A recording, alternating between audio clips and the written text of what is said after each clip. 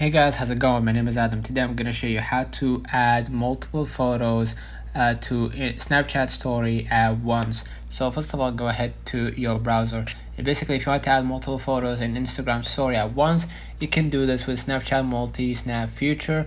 To use multi-snap, tap the plus sign on the right side of the Snapchat screen and select multi-snap, and you can then tap the capture button multiple times or press and hold it, and it will take more than one picture.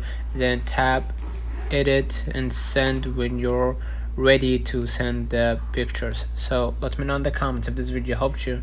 Don't forget to like and subscribe, and thank you for watching.